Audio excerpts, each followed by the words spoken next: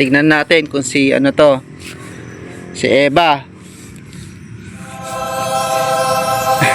Confirm guys.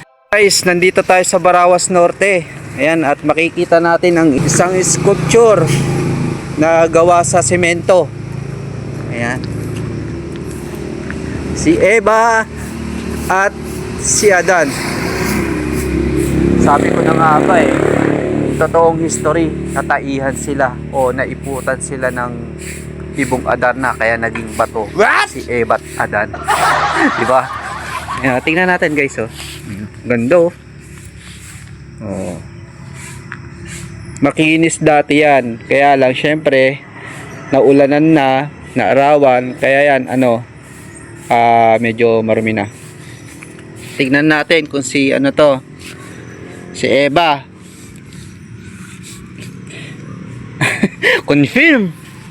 Confirm guys, siya talaga si Eva. Ito naman si Adan.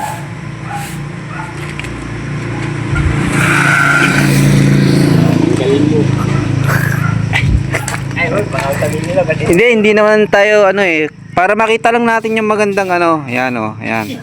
Yan. Guys, wala tayong rito, yung hindi bastos yung pinakita natin. Kaya pinakita natin yung ari ng para makita natin yung magandang details ng pagkakagawa. Okay ha, yun lang. At meron din ditong tigre. Kuya, anong pangalan natin? Ruben? Kayo na ang gumawa nito, ano? Oo. Ayun, di sila makapaniwala na ikaw ang gumawa. Ayaw maniwala. Ilang araw mo po ba itong ginawa? 4 na araw siguro yun. Isang lang, tao na ganyan? Oo. Isang araw lang. Tapos ito, isang araw din. Hindi, 4. bawat isa kasi pinapatigas muna yung simento para hindi babagsak. Kayo na rin may-ari ng bahay nito, kuya? Nakikitira lang. Nakikitira. Kayo ang caretaker? Kapatid ninyo. Caretaker natin. So alam nyo, matagal na ako padaan-daan dito, pero hindi ko alam kung sino talaga yung kakausapin ko, kaya sabi ko magpapapicture lang ako.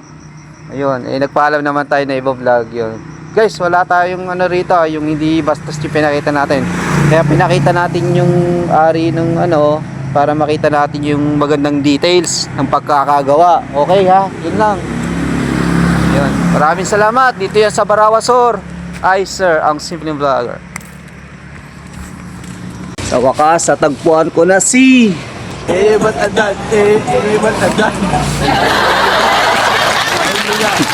Wala tayong magagawa.